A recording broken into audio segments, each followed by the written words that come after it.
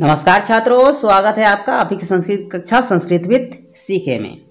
आज हम देखेंगे कक्षा अष्टम का संस्कृत और आज का पाठ है महर्षि दधीची। तो देखते हैं महर्षि दधीची जो हैं किस प्रकार से परोपकारी थे और उनके किस प्रकार के दान से देवताओं का भला हुआ। तो चलिए प्रारंभ करते हैं। भारतीय संस्कृति सर्वश्रेष्ठा संस्कृति अस्ति। भारतीय संस्कृति जो है सर्वश्रेष्ठ संस्कृति है। दानम, दया, समता, परोपकारः इत्यादयो गुणाः भारतीय संस्कृतेः अंगानि सन्ति। दान, दया, समानता, परोपकार इत्यादि गुण भारतीय संस्कृति के अंग हैं। स्वार्थं परित्यज्य परोपकारार्थं जीवन समर्पणेन अनेके मुनयः महर्षयः राजानः सामान्य नागरिकाश्च भारतीय संस्कृतिम अरक्षन् अतएव ते सादरम स्मर्यन्ते। स्वार्थ को त्याग कर परोपकार के लिए जीवन समर्पित करने वाले अनेक मुनि, महर्षि, राजा और सामान्य नागरिक भारतीय संस्कृति की रक्षा किए, इसलिए वे सादर याद किए जाते हैं।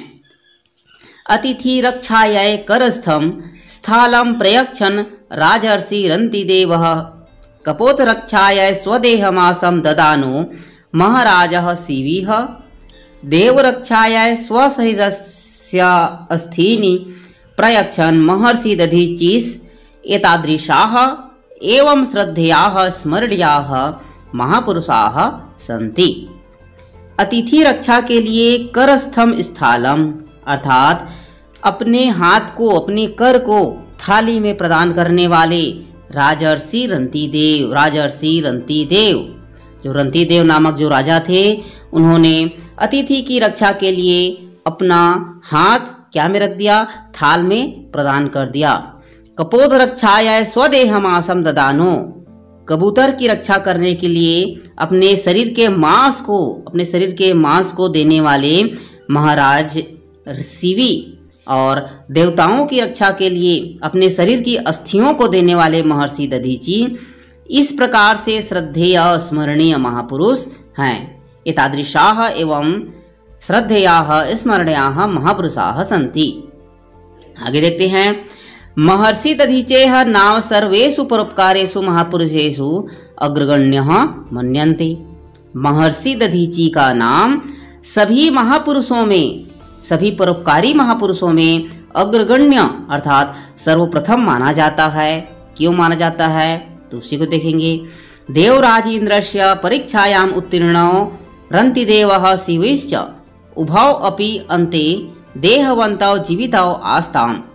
देवराज इंद्र की परीक्षा में उत्तीर्ण रंतिदेव और शिवी दोनों भी अंत में अपने शरीर के साथ जीवित थे, किंतु दधीचिस्तु सर्वकालाय देहम विमुच्य। किंतु दधीची तो हमेशा के लिए देहम विमुच्य शरीर को छोड़ करके यश शरीरो अभवत यश रूपी शरीर प्राप्त हो गए। वस्तुतः तत्समत्यागी न भूतो न भविष्यति। वस्तुतः उनके समान त्यागी न तो कोई हुआ है और न ही कोई होगा। प्राचीन काले कदाचित देवानां दानवानां च भयंकर संग्रामो अभूत। प्राचीन काल में कभी देवताओं और दानवों के मध्य में भयंकर संग्राम हुआ। तस्मिन् संग्रामे देवानां नायकः इंद्रः दानवानां नायकश्च वृत्तासुरः आसीत्। और उस संग्राम में, उस युद्ध में देवताओं के जो नायक थे कौन थे? इंद्र थे। और दानवों के जो नायक थे वो वृत्रासुर थे। वृत्रासुरेण सह संघर्षे देवनायकः इंद्रः पराजितः। इंद्रस्यादेशेन पराजिताः देवाः देवरक्षकं भगवन्तं विष्णुम् उपगम्य स्वरक्षायै प्रार्थयन्।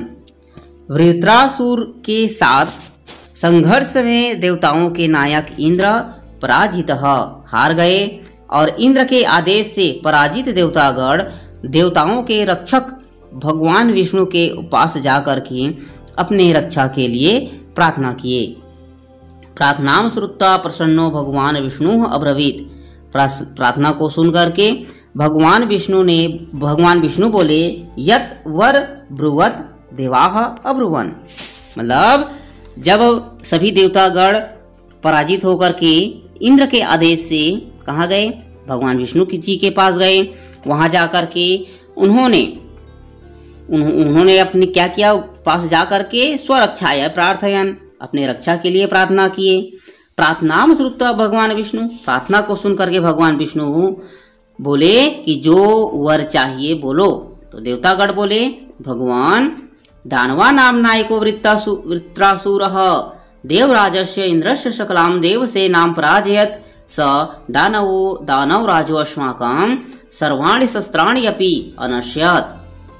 वे बोले कि हे भगवान, दानवों के नायक जो वृत्रासुर हैं, उन्होंने देवराज इंद्र की संपूर्ण देवसेना को पराजित कर दिया है और उस दानवराज ने हमारे सभी शस्त्रों को भी नष्ट कर दिया है। भगवान अस्मान रक्षतु, हे भगवान आप हमारी रक्षा कीजिए। भगवान विष्णु उवाच, भगवान विष्णु बोले, भो देवाः, हे देवतागण, इदानीं महर्षिः दधीचिः सर्वेषां ऋषीणां शिरोमणि वर्तते। इस समय महर्षि दधीचि सभी ऋषियों में सर्वश्रेष्ठ हैं, शिरोमणि हैं। व्रतोपवासे तपसा च तस्य महात्मनो देहः पावनः संपन्नः। व्रत उपवास और तपस्या से उस महात्मा का शरीर पावन हो गया है, पवित्र हो गया है। तस्य देहस्य अस्थिभिः यदि, उनके शरीर की अस्थियों से यदि वज्रस्य निर्माणम भवेत्, वज्र का निर्माण होगा, वज्र एक प्रकार का शस्त्र होता है, तर्हि तेन वज्रेण वृत्तासुरस्य वधः संभवो अस्ति, तभी उस वज्र से वृत्तासुर का वध संभव है। अतः सत्वरं गत्वा तम महर्षिं तद्देहम् याचत। अतः सत्वरं गत्वा, शीघ्र ही जाकर के, तम महर्षिं, उन महर्षि से, तद्देहम्, उनके शरीर की, याचत, मांग करें। भगवान विष्णु बोलते हैं कि इस समय महर्षि दधीचि जो हैं सभी ऋषियों में सर्वश्रेष्ठ हैं। उनके शरीर, उनका जो शरीर है अत्यंत पवित्र हो गया है। यदि उनके शरीर से वज्र का निर्माण हुआ तो उसी से ही वृत्तासुर का वध संभव है। अतः शीघ्र ही जाकर उनसे उनके शरीर की मांग कीजिए। तो स ऋषि धर्मस्य मर्मज्ञो वर्तते, वे ऋषि धर्म के मर्मज्ञ हैं, जानने वाले हैं। और ऋषयः खलु परोपकारिणो भवन्ति, ऋषि मुनि जो होते हैं निश्चित ही परोपकारी होते हैं। सह परोपकारार्थम अवश्य स्वदेहम दास्यति, वे परोपकार के लिए अवश्य ही अपने शरीर को दे देंगे। तो भगवतो विष्णु आदेशेन देवाः महर्षेः दधीचे समीपम गतवन्तः। भगवान विष्णु के आदेश से देवतागण महर्षि दधीची के समीप गए। तत्र गत्वा ते वृत्रासुरस्य अत्याचारं वर्णयित्वा तदवधाय महर्षेः देहम् अयाचन। वहां जाकर वे वृत्रासुर के अत्याचार का वर्णन करके उनके वध के लिए महर्षि दधीची से उनके शरीर को मांगे, अयाचन। दधीचि उवाच, दधीचि बोले, भो देवाः, हे देवतागण, यो नरः शरीरम क्षणभंगुरम मत्वा, जो मनुष्य शरीर को क्षणभंगुर मानकर, शरीर को नाशवान मानकर अपि भी सनातनस्य धर्मस्य पालनम न करोति, अर्थात शरीर को क्षणभंगुर नाशवान मानकर भी अपने सनातन धर्म का पालन नहीं करता है, स सर्वदा निंदनीयो भवति, वह हमेशा निंदनीय होता है। नदी वृक्षादयोः जड़ पदार्थों अपि, नदी और वृक्ष जैसे जड़ पदार्थ भी तम स्वार्थिनम निंदन्ति, उस स्वार्थी की निंदा करते हैं। यह खलु प्राणिनाम शोके शोकम हर्षे हर्षम च अनुभवन्ति, जो निश्चित ही प्राणियों के दुख में दुख और खुशी में खुशी का अनुभव करता है, स एव प्रशंसनीयो भवति, वही प्रशंसनीय होता है। अतः देव कार्याय शरीरम मुंचतो लेशतोऽपि व्यथा न भवति, अतः देवताओं के कार्य के लिए शरीर को छोड़ते हुए मुझे लेशतोऽपि क्षण मात्र भी, तिनके भी मात्र भी तिनके भर की मात्र भी मुझे व्यथा न भविष्यति, मुझे दुख नहीं होगा। एवं मुक्त्वा, ऐसा कह करके महर्षि दधीचीह भगवंतम ध्यायन स्वदेहम अत्यजत। ऐसा कह करके महर्षि दधीची भगवान का ध्यान करते हुए अपने शरीर को त्याग दिए। देवशिल्पी विश्वकर्मा तय अस्थिभिः वज्रस्य निर्माणम अकरोत्। देवशिल्पी विश्वकर्मा ने उन अस्थियों से वज्र का निर्माण किया। तेन वज्रेण देवराजः इंद्रो वृत्तासुरस्य वधम चकार। और उस वज्र से देवराज इंद्र ने वृत्रासुर का वध किया। एतेन महता त्याग महिमाभ्याम महर्षिः दधीचीः अद्यापि सादरम सम्मानयते। इनकी महिमा, इनकी महत्वपूर्ण त्याग महिमा से महर्षि दधीची आज भी आदरपूर्वक याद किए जाते हैं, सम्मानित होते हैं। यशः शरीरेण च अद्यापि जीवति, और यश रूपी शरीर से आज भी जीवित हैं। कहा गया है परोपकाराय सताम विभूतयः, परोपकार ही सज्जनों का आभूषण होता है। परोपकार ही सज्जनों का आभूषण होता है। इस प्रकार से यह जो आपका पाठ है महर्षि दधीचीः संपन्न हुआ।